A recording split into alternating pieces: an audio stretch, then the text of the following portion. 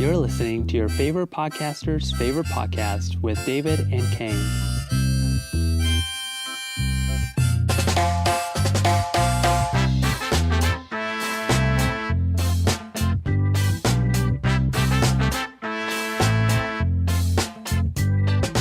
Stop your standing around. Better pass the damn ball. Time you straighten your bed shed. Creating problems in town. John Wall. John Wall. We're gonna trade you, John Wall. We're gonna trade you an auto porter.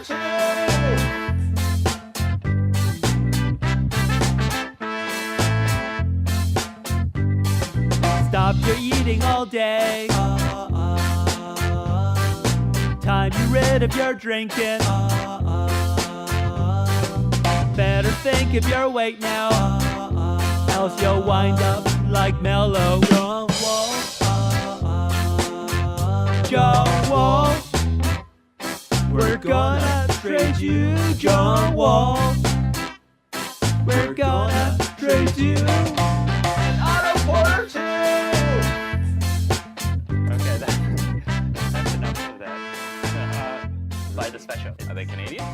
Can't believe you don't know this song. I don't know This is the like song. an 80s classic. Oh, okay, I wasn't born in the 80s. So. Yeah. This is like a standard. It's ska. Huh? It's ska. It's like sort of a Ska? Yeah, ska. SKA. Well, I think your taste in music is probably more eclectic than mine. Hello, listeners. It's us, your friends, David and Kayne. Ska. Tweet at us at yourfpfp. And Scotty Brooks, tweet us. I'll be very happy to send you a copy of this song. Are we following him? No, I Scott don't know. Brooks? I don't. Does he have a Twitter? I must follow him. I'm Yeah. gonna like send him the song. He probably has like what do you call those? Like a ghost account. Yeah, that's right. Right. Yeah. So he like can undermine Yeah. John Wall and feel like, oh, these guys are Hey, trash. what do you think is? What do you think are the chances that if we send him this song, he'll play it during practice? Zero. Zero. Less than zero. Are you sure? Yeah. We're gonna trade you an auto porter. You know, even if he gets fired, his contract is guaranteed. So Oh man. nothing should. Yeah. Now I think about it more and more, like I like the fact that their contracts are guaranteed, but it kind of makes it can lead to a little bit of complacency. Did you ever have mixed feelings about guaranteed contracts? Okay, put it this way, like, you know, we like to, or at least I like to poke fun at some of these players. But honestly, like, why would you blame the players for getting a huge contract? No, I'm not Right. blaming the Yeah. players for getting a huge contract. It kind of disheartens me when I see a player like John Wall who's gonna get whose Supermax contract hasn't even kicked in yet. And he's already eating Starting himself. to play poorly, and Yeah. like you said, eating himself out of the league. He's going to be a power forward by the end of his contract. Sorry, a Next Melo. little bit disrespectful. Should we mention that last week we wished everyone a great Thanksgiving? Yeah. And But it wasn't Thanksgiving. It wasn't Thanksgiving. Yeah, I thought it was weird that you'd like. I thought. You didn't say anything when I was announcing Well, it. I thought the time that the Yeah. podcast will be, the episode would be released. Yeah. That's when Thanksgiving will be. Yeah, But I no. did think it was a bit early. Yeah. But I wasn't exactly sure when Thanksgiving was. I was under the impression. You being North American, Yeah. being from North America, I felt. I was would a be week more- early. You were a Yeah. week early. So this would have been the perfect week to This was probably a better wish week. happy Yeah. Thanksgiving. Yeah. So listeners, happy Thanksgiving And again. Can I also Yeah. just another potential pitfall in our marketing Okay. prowess? Yeah. Or power or whatever. Uh-huh. So when I tell people like the podcast name, Yeah. so like your favorite podcaster's favorite Yeah. podcast, they type it in. Mhm. And so someone was doing it yesterday and they typed it without spaces. I'm like, all right, you need to put spaces in. And then They tried to type your favorite podcaster's favorite podcast without a space. Yeah. Identify this person. Anyway, so then he put spaces in, but he didn't spell podcasters with the apostrophe. Oh. And I think the apostrophe is a Right. little bit like Yeah. a little bit tricky because you have to like Yeah. press the symbol button Yeah. and then to get the apostrophe and then kind of go back into the QWERTY keyboard kind of thing. Clearly, we did not really think about what we were doing before we did it. Oh, well, too late now. Okay, let's start with the Wizards. Can I just go on a little monologue for like 5 minutes? Okay. Something I've been thinking about. Oh boy. In regards. Five No. 5 minutes. Okay. Did I say 5 minutes? Okay. This is just regarding this could be longer. This could be Well, I want to get your much thoughts, longer. but this is regarding dynasties, and I think you will agree with me. What's this regarding? Dynasties? Dynasties. Okay. Dynasties. How do you pronounce it? What's the proper way of pronouncing it here? Well, it's not proper. Oh, in Australia. Yeah. Dynasty. Dynasty. Yeah. Okay. Dynasty. Let's talk about your 5-minute thought here. I'm very alarmed. Have you shared this thought before? No, with this others? is something that, like, while we're talking about, just kind of occurred to me. Okay. So obviously, like, we know that OKC had the jackpot of draft picks consecutively when they drafted KD, then Russell Westbrook, and then Harden. I think in 3 consecutive years, or if within 4 years or so, they drafted those 3 guys. We now know all 3 guys became MVP players. If this team stuck together, they would have been like the Warriors, basically. I think. Like, can you imagine Harden, Westbrook, and Durant 3 together MVPs. in their prime? Yeah. 3 MVPs. I think that is a better team than the Warriors are, especially because the Warriors won't have KD. And don't forget, they had Ibaka as well. And Ibaka, and I think Adams too, maybe, possibly Adams, like on a rookie contract, you know. So anyway, or they had other players like, but I can't remember. They had all sorts of. They had lots players. of good players that would really. Anyway, they had 3 superstars, and if they decided to pay Harden, this really would have been a totally different alternate reality. Literally, I think it was something like the tune of a couple $1 million, like $4 something million. crazy, like something $2 million. But if you knew you were going, I mean, obviously in hindsight's 2020. But like, if you knew Harden was going to be this good, you would pay anything to have him, right? Like, Harden's worth 20 first-round picks, right? Like, having a player like Harden's worth. I'm not even going to say. I'm not going to give them the benefit of hindsight's 2020. To save a couple $1 million to break that chemistry is insanity. Yeah. Unless you're a cheap-ass organization, Which they are. or a second-tier organization, Which they are. Which they are. OKC. That's right. Anyway, they had a dynasty in the making in the palm of their hand, and they broke it up to what, like you were saying, there's like tune of a couple $1 million, which is nothing to an owner.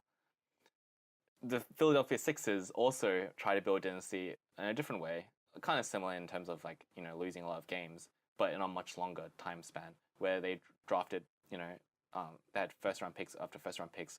We talked about the success of the fruit of the process, which includes Ben Simmons, Joel Embiid. But can we talk about a bit of the disasters of the process? And there are many. Okafor, forgot his first name. Jaleel Okafor, Michael Carter-Williams, of Markelle Fultz recently. And we kind of look at the Warriors and we think, like, oh, they're so lucky. And it's because they are. Like, can you... Did they draft Nerlens Noel? Nerlens Noel as well, who was, I think, a 4th overall pick. He was top 10. That's top 10 for sure. And he's at best a productive player in the NBA. But my point is, having all these high lottery picks guarantees nothing.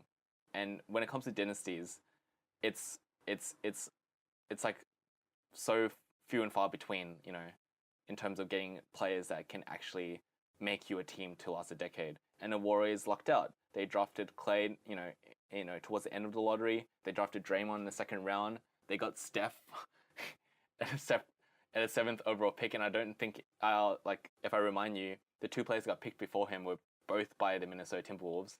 And the Wolves picked Ricky Rubio and Johnny Flynn. Two consecutive point guards before Steph Curry. I like Ricky. And then Steph was in, and then we talked about this last week, but now we talk about egos getting in the way with the Warriors, and it just kind of highlights deja vu. But what I'm trying to say is it highlights how hard it is to build dynasties, and if these players could just step back and recognize what they have is an incredibly rare moment. It's something that only, I would say, at best, 6 teams in the history of the NBA have ever really kind of, accomplished. And I had this, I had it on the run sheet, who was the dynasty of the 00s, because you could say it was the Lakers or the Spurs, but, or both of them. But, are they the true, like, the Chicago Bulls were definitely dynasty of the 90s. Yeah. You had, the Celtics are definitely the dynasty of the 60s. I'm probably missing a team here. The Lakers were obviously, Showtime Lakers in the 80s. Those were like bona fide dynasty teams. The Warriors could literally be the dynasty team of 2010s. Yeah. Because they've only won in the grand scheme of things, 3 championships. If they won, that's a 4th, which is good.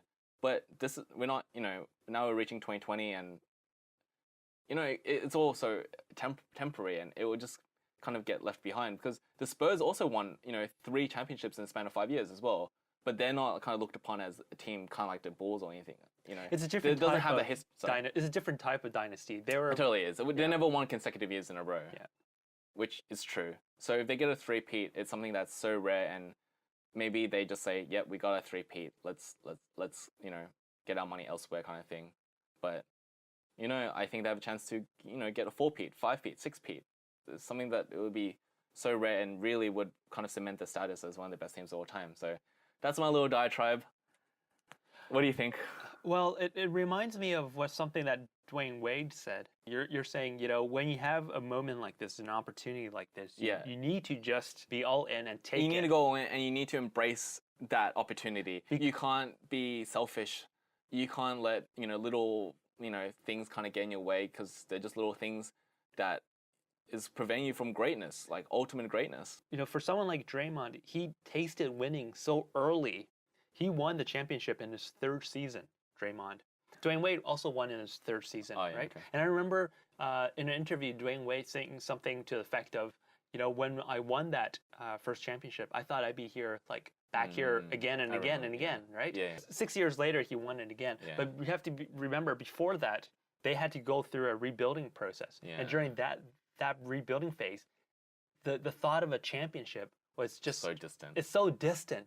So, someone like Draymond, who's tasted so much success so quickly and so early in his sort of time in the NBA, I think that does impact his thinking in a way that perhaps like a Dirk, it's different.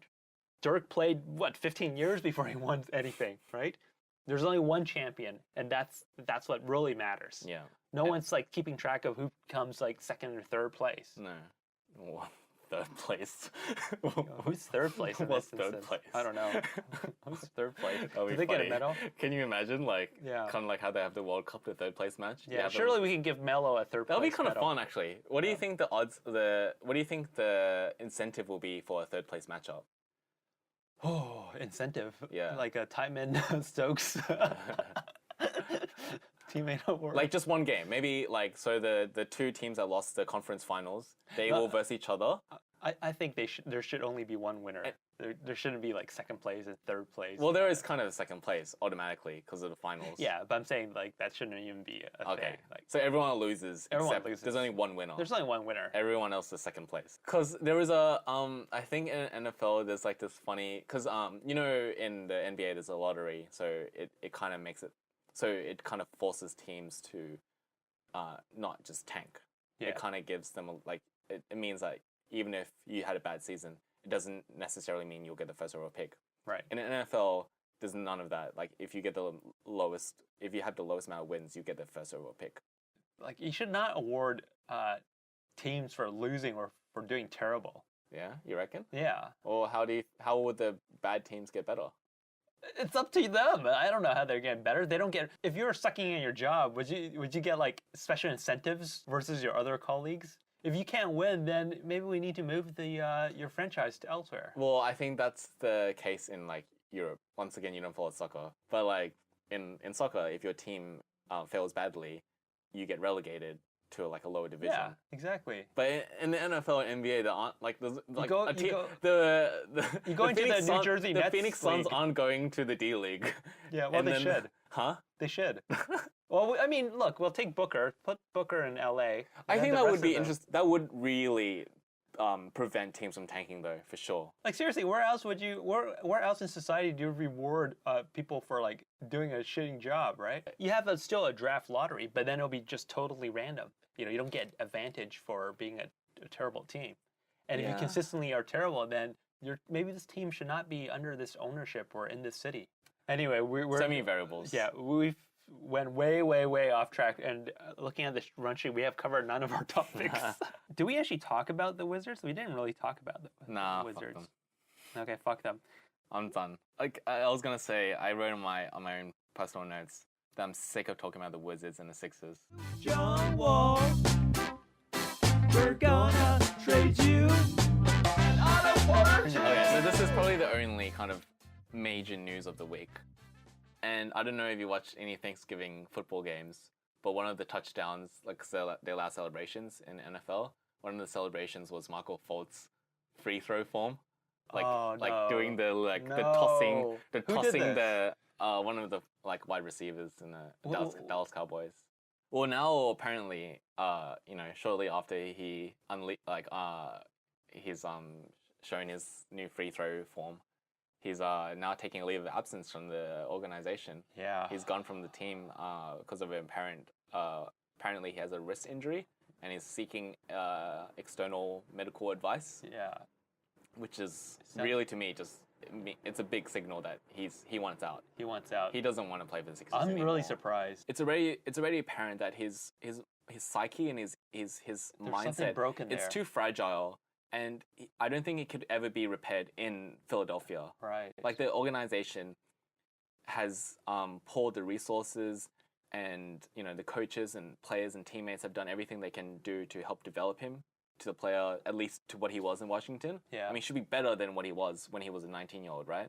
But maybe they know something that we don't. I mean, even exactly. 2 years ago, they were not leaking, but there's videos of them trying all sorts of weird things with Fultz, like lying down doing the free throws and like on chairs doing the free throws. And unfortunately, that leaked, and there's a bit of controversy there. But clearly, like behind the scenes, they probably know a bit more, right? Yeah, of course. They know more than any other team. Yeah, they have the most intel for sure. Yeah. I mean, I don't know what's happening, and I don't think anyone does outside of Philadelphia. Maybe Woj knows something. Yeah, Woj, tweet us. Tweet us. Tweet us. We'll keep it a secret.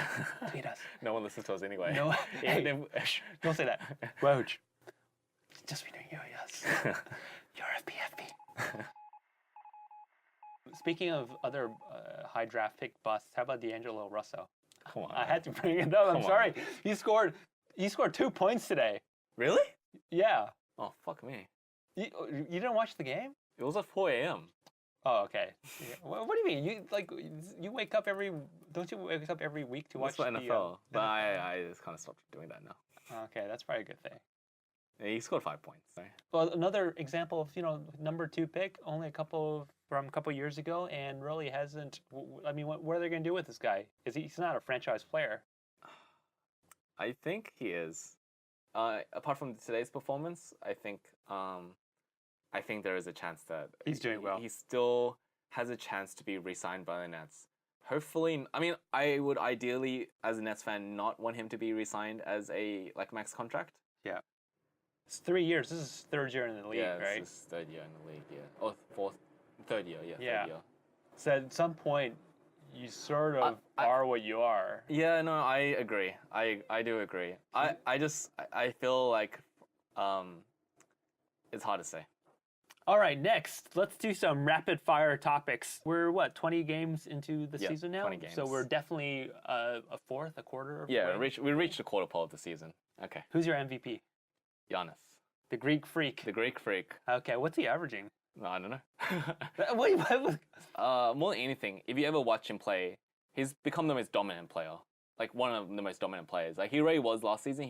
He reached that sort of dominance last season. But this season, now that he's kind of developed his shot more, you kind of know when you're a dominant player when players do not even attempt to block your shot. Okay. Like not even try to even take another step towards jumping. Yeah. When Giannis is running down the lane, players flee, defenders flee from him. That's how you know that he's reached a status where he's an unstoppable player. Okay, most improved player. So I selected Kemba Walker mostly out of recency bias, but he's the first player in so many years that has averaged over 100 points in 2 games. So, and that was against the Sixers and the Celtics, 2 contenders in the East. Okay. I think he's just a waste of talent on the Hornets, and that is please sell that team. That's absolute disrespect to MJ. I mean, surely MJ, who demands excellence, can be self-critical in this instance and say that he is a terrible, terrible owner. Yeah. And that he's made terrible, terrible draft picks. I mean, I doubt he has that much influence on the organization in terms of his operations now. Right. I assume. I hope. Okay, I'm not sure. I'm not sure either. But Kemba Walker's killing it. He really, like, his averages might not show it, and that's probably what's gonna discount him from winning MIP. And also, he's a two-time. He's not gonna win. He's a two-time All-Star. I know he's not gonna win. Yeah. But I think he's taken another level to be a franchise player this year. Well, because this award's most improved player, not All-Star, this is a terrible, terrible pick. No, and no, clearly that's you have true. done no research. Because I'm just looking at Kemba. He was averaging more points last year than he's this year. I'm just saying, if you put him on a better team, Yeah. he would be better. Right. Okay. It would show more in the statistics.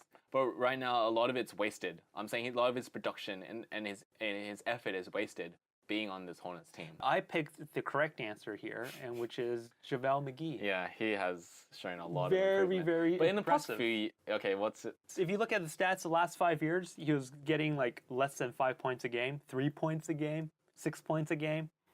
This year, over 13 points a game. How many rebounds? He blocks a lot of shots, I think. See the blocks. I feel like he blocks like at least. So when he was playing with the Warriors, less than 1 block a game, and now this year 2.6 blocks He a game. blocks a lot. I feel like when I watch highlights of Lakers, he's always blocking shots. He's not a huge rebounder, 6.6 rebounds a game. Yeah, LeBron gets a lot of those rebounds. Yeah, but he's also getting 1 assist, which is like a career best, and also career best in steals as well, which means he's active, right? Yeah. He's improved on the defensive end for sure. And he's become a more dependable offensive threat. Yeah, and like you were saying a couple of years ago, this is Shaquille O'Neal MVP. So the fact that he's legit starter on that team. No, you're right. How can you not say that's most improved? You got to give the guy this award. Well, my original MIP, when we originally said this, was Karis LeVert. Oh yeah, of course, And Karis. now we can't. Yes, get well. Okay, so most surprising team. Right now, top of your head, don't even look at it. Can you give me 2 players from the Clippers? Blake Griffin. No, see? Yeah, I know. Yeah, see? They've DeAndre Jordan. No, see? No. Yeah, they've traded the 3 All-Star players: Chris Paul, Blake Griffin, DeAndre Jordan. In the past 2 seasons, they've jettisoned the players. That's The amazing. guys that they have kind of have banners on, like a lot of marketing about those players, and those guys sold a lot of tickets. But now that those guys have gone away, it's just Doc Rivers and Austin Rivers, his son. He traded away his son. He's traded away his son. He doesn't care anymore. He just wants to show and prove that he's this team. We know what they're coming. They're 12-6. Do you know what they're coming to the Western Conference? Right now, as of today. Yeah. Do you know what they're coming in the Western Conference? They're second.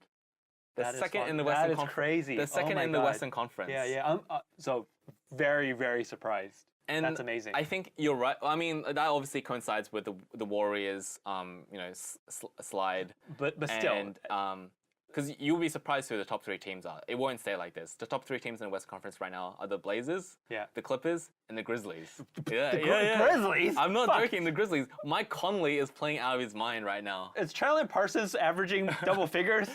No, Mark Gasol and Mike Conley are playing out of their mind right now. See, this is I didn't know they were superstar. They're playing superstar level. We were talking about John Wall and his performance after a big contract. Mike Conley, they gave him a massive contract. And then he got injured. And now it's so good to hear that he's now back and playing beyond his contract. That's the difference between some of these players. That's why some players, it's so easy to root for. Because they don't have to do this. They don't have to put in this work. He's coming back from injury. He can just take it slow, cruise, say this is a lost year. No, he's coming back to prove his worth. Yep.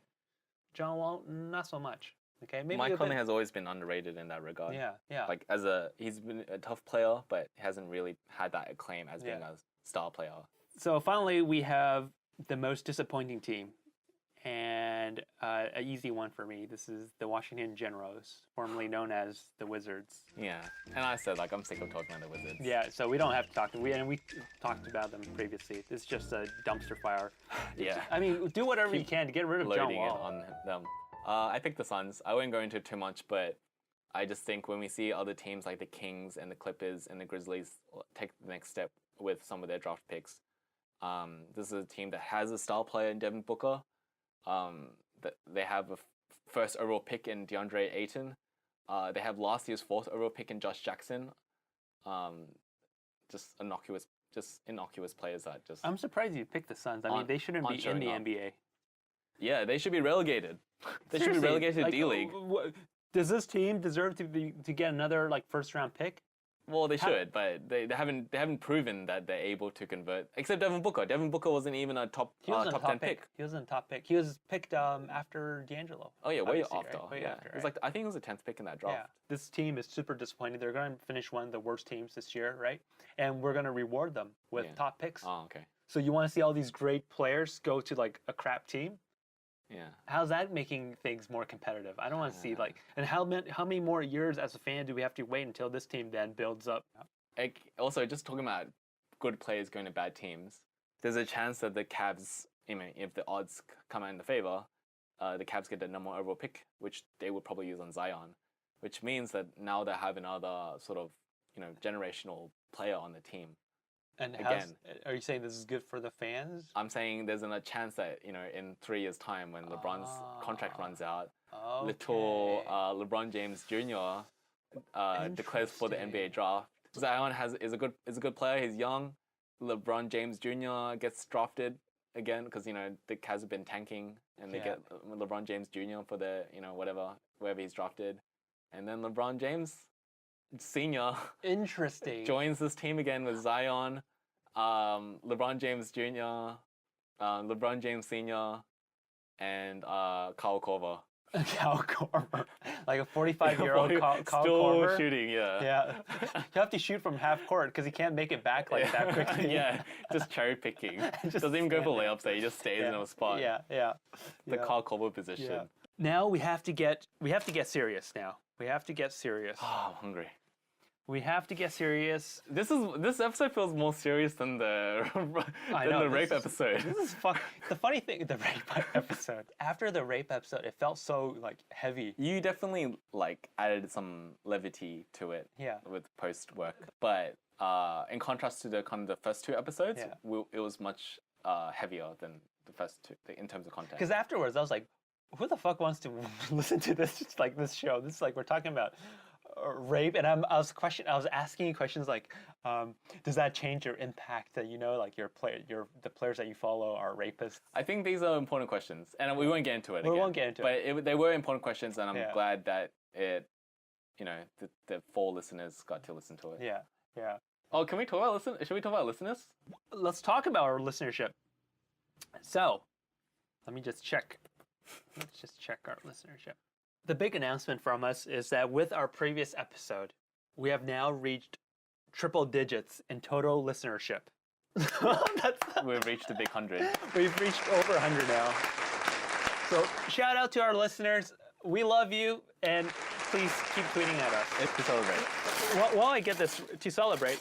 So in the last episode, we were talking about how I have a certain pet peeve towards waiting in lines because I feel that the anticipation of getting the food is not worth the actual food once I've waited in line. I think I said it more eloquently last time. Yes. To summarize, Kayne is a very angry person, and he dislikes waiting in line, especially when we drove past Brook Street Bakery, which is a very famous cafe in Surrey Hills in Sydney.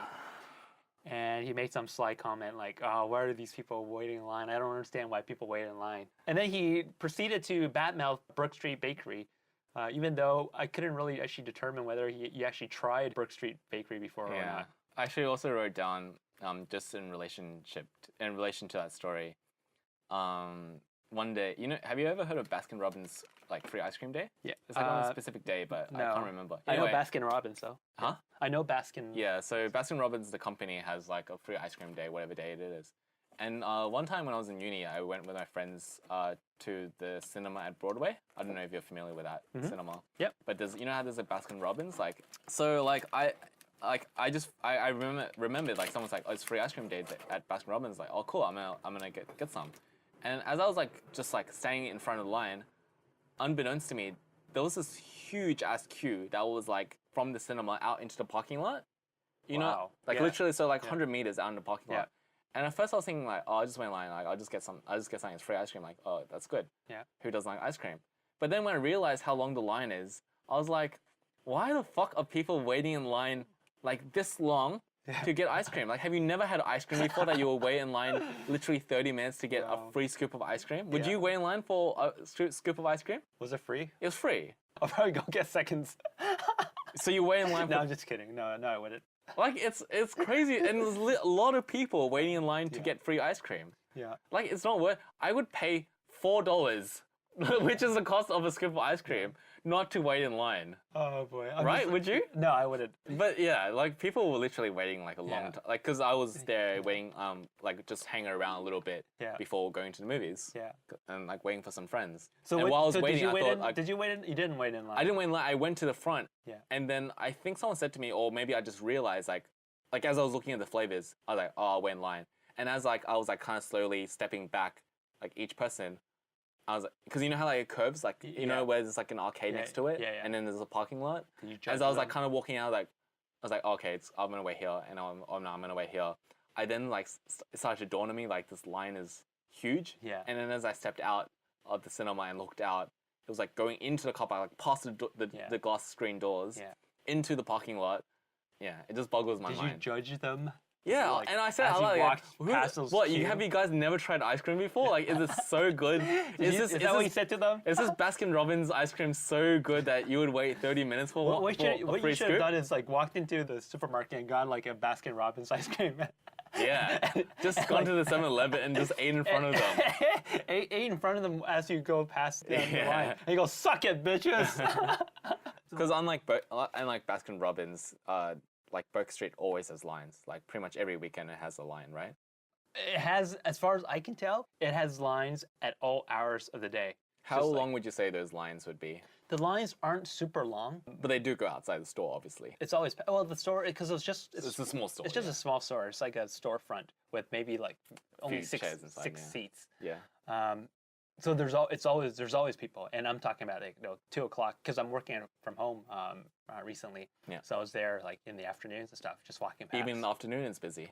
Yeah, like on a when random Wednesday at like 3 o'clock in the afternoon or 2 o'clock in the afternoon. But basically at just random hours there would be people. There's a line. There. Yeah. Okay.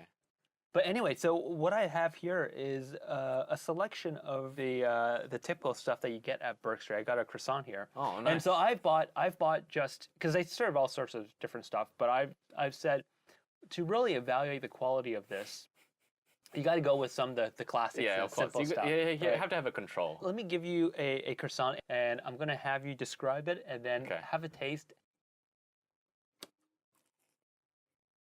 Describe what this croissant, with the colors, the size, the texture in your mouth.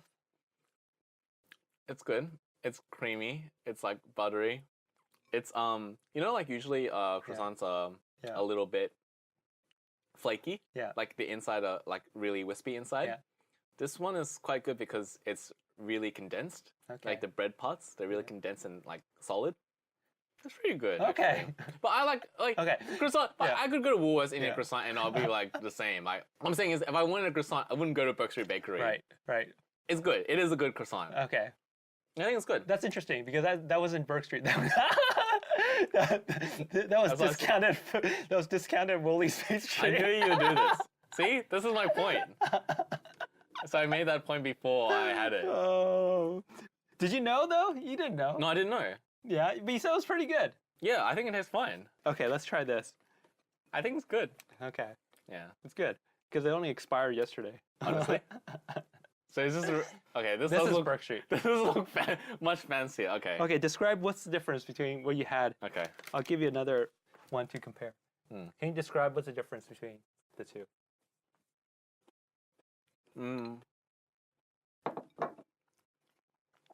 First of all, visually, it looks much better. It has like icing on it. Yeah. And like almond flakes on it. The Woolworths one is obviously a lot lower form of presentation, would you say? And once I kind of bit into it and I can see the inside, the Woolies one, the inside, it's kind of like it's a bit thicker. Like you know donuts. Croissants have like it's usually more of a flaky sort of look. Yeah. But this one, it's kind of like solid to get like almost like pasta. Not pasta. It's just like a solid piece of dough kind of thing, right? It could be because it expired yesterday. It's like a solid piece of dough. Well, if I look at the Burke Street Bakery one, yeah. Actually, I would have to say this is not actually as good as I expected. It's a bit bready, I feel. Yeah, it's more bready. It doesn't have that like flaky, like light airiness of a croissant. So that's from the butter that they use. There's another really good one that's around the corner. I forgot what the name is. It's a French bakery, but their almond croissant is really good. It's all layers. Okay. Super unhealthy, right? Yeah, of course. Yeah, I like the airiness and flakiness of croissants usually, but this one is more bready. With the outside, the top is crunchy and crispy. The outside is really good, but I think it is a bit bready. Yeah, a bit bready. I'm actually disappointed. Let me try both now. So how long did you wait in line for? Okay, so to be fair, I didn't go to the one in Burke Street today because I had a haircut, so I went to the one in Balmain. Okay, but it's still called Burke Street. It's still Burke Street. But it's not the original Burke Street. It's not the first, the original one. So this is the Woolies one I'm trying. Honestly, it's a pretty good croissant, the Woolworths one. The sweetness and the taste and the filling inside the croissant of Burke Street Bakery is better. There's more taste. Actually, I think the Burke Street one, again, I don't know if it's this branch. The croissant shouldn't look like this. Yeah, like a bread that one inside. looks like a bread, looks like a bread roll kind of thing. I guess I wouldn't let this experience deter me, but it's more the lines than anything. I'm sure the food is. Is this something that you would visit and go to? I think I could get this at any cafe. I honestly, I don't know. I don't usually go to cafes and seek baked goods. But I feel like this isn't something that I couldn't have at other cafes or brunch spots or something. It's not so special that Burke Street Bakery does this so much better than other cafes. Okay. You reckon? I mean, I'm not a cafe enthusiast by any means. No, I don't have to be. This is just a croissant. I would say that this one is quite underwhelming, actually. It's a bit undercooked, I would say. Oh, okay. Have you tried the Woolies croissant? Or you just fed me the expired ones? I just fed you the expired ones. I'm eating the expensive one. I mean, the Burke Street one, the other thing is it's quite an expensive place, right? This croissant was like $5. Whereas How much was the Woolies one? I bought a whole box for like $1 or something. So it was discounted, that's why. And the reason why you're saying it's in the middle, it's all dense, is because they didn't put enough butter. So the butter is what gives it the layer. So if there's not enough, then it just becomes dense and sort of doughy. How do you know so much about this? Everyone, who doesn't love a good croissant? Okay. You know? Interesting. I think let me finish swallowing first. Yeah, a very professional episode today. Podcasting while we're eating here. No one would want to hear this part. Huh? No one would want to hear us chewing. This is like the most painful thing to listen to. Yeah. I would say that let's just say if I had both just in front of me, I would give the Woolworths one a 7. Like if they're cooked properly as well. Yeah. I'll give that one a 7. I'll give this one an 8. Oh my god. Yeah. Because honestly, both I enjoy eating. Yeah. I can't figure out, like on one hand, you seem to have very high standards. On the other hand, so for example, anything that you look at, you'd be like, oh, that's really good. Did you buy that from Walmart? At the same time, you try this Woolies expired croissant, and you're like, yeah, that's pretty good. This is an 8 out of 10. But yeah, if you told me, if you didn't reveal that it wasn't, I probably would have believed you. Yeah. I can't tell the quality. It tasted fine to me. Like honestly, I'll eat that. Okay, no, you can have it. Yeah, I do like it honestly. So I think describing for our listeners, that would not. If you get a croissant that looks like this at a cafe, you should probably leave that cafe. This is like the most pasty looking croissants, the smallest croissant you can imagine. So we're talking about four croissants for like $1 discounted expired croissant at the Woolies discount aisle. I can't tell. I literally can't tell. Yeah. I mean, they but just Burke Street Bakery is like to me just like any other cafe. Right. I could go to any cafe and get. Okay. Clearly. Or like Woolworths. Just go to Woolworths. Just go to Woolworths. And get 4 for 1. Just go to 4 for $1. Tell Joanne that it's from Burke Street. Yeah. You tell Joanne, honey, I tried both of them and I can't tell a difference. This is just as good. And it was only a quarter of the price. Okay. She has much more refined taste than I do. Okay. So for our listeners, Kayne will be taking a brief break.